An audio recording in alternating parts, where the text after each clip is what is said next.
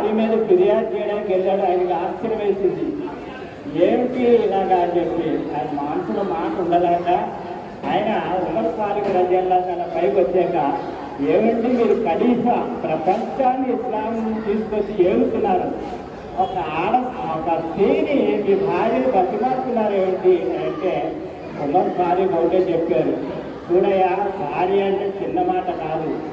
మనం నికా చేసుకుని మనల్ని నమ్మి వచ్చారు, తల్లిదండ్రులు వదిలేశారు, అన్నదమ్ములు వదిలేశారు, చుట్టాలు వదిలేశారు, బంధువులు వదిలేశారు, స్నేహితులు వదిలేశారు. అన్ని సమస్తం ఎవరిలో చూసుకుంటున్నారు? భర్త మనలో చూసుకుంటాం. మనమే స్నేహితుడివి, మనమే తల్లిదండ్రులవి, మనమే బంధువులవి, మనమే స్నేహితుడివి. కాబట్టి వాళ్ళు కూడా కోపాలు ఆవేశాలు ఉంటాయి కదా, వాళ్ళు మనుషులే కదా. మరి వాళ్ళ యొక్క ఆవేశాన్ని కానీ కోపాన్ని కానీ చిరాకుని కానీ ఎవరి దగ్గర ప్రశ్నిస్తారు? భర్త మనమే సమస్తం, స్నేహితులు మనమే, తల్లి మనమే, తండ్రి మనమే, బంధువులు మనమే, చుట్టాలు మన ఇంటికి అందరినీ వదిలేసి మన ఖాందాన్ కోసం వచ్చారు. మన పిల్లల్ని పెంచుతున్నారు, మన వంశాన్ని అభివృద్ధి చేస్తున్నారు, మన గౌరవ మర్యాద చేస్తున్నారు. ఎందుకంటే ఒక స్త్రీ కానీ ఏమైనా సరే తప్పుడు మార్గంలో వెళ్ళినట్టయితే భర్త తాలూకా అవమానం ఇంతంత కాదు. మానవ మర్యాదను, భర్త యొక్క గౌరవాన్ని, భర్త కుటుంబ ప్రతిష్టని, భర్త వంశాన్ని ఆ స్త్రీ నిలబడుతున్నారయ్యా. అందుకని ఆ స్త్రీకి మనం ఏం చేయగలం? తల్లి పాత్ర, భార్య పాత్ర, ఆ కోడల పాత్ర, ఎన్ని పాత్రలు పోషిస్తున్నారు. వాళ్ళు అందరినీ సమానంగా చూసుకుంటూ మన వంశాన్ని అభివృద్ధి చేస్తున్నారు. మనమే సర్వస్వం వచ్చారు కాబట్టి వాళ్ళు కూడా మనుషులే, వాళ్ళకి చిరాకు ఉంటుంది, వాళ్ళకి కోపతాపాలు ఉంటాయి. భరించేవాడే భర్త.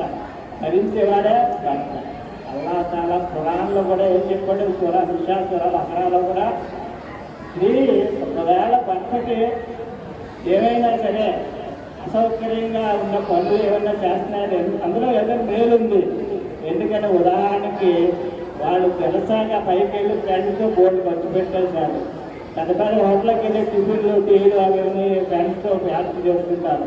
భార్య ఏమంటుంది? అయ్యా, మన పిల్లలు ఉన్నారు, పిల్లలు చదివించాలి, నువ్వు అలా దుబారా చేసేస్తే రాబోయే భవిష్యత్తులో పిల్లల యొక్క చదువులు ఎలాగా అని ఆవిడ ఆయన్ని అడుగుతున్నది. ఆయనకి ఇష్టం ఉన్నది అది, నన్ను ఇది చేస్తారు.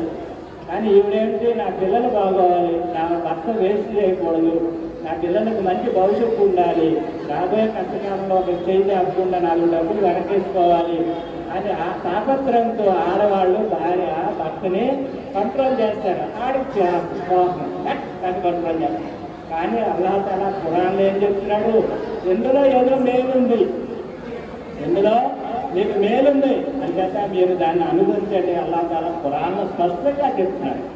మరి ఇంకో విషయం ఏంటంటే, అయ్యూబ్ అలైహిస్సలాం రహీమా, నిజంగా మన కళ్ళ నీళ్ళు వస్తాయి ఆ స్టోరీ. అయ్యూబ్ అలైహిస్సలాము ప్రవక్త.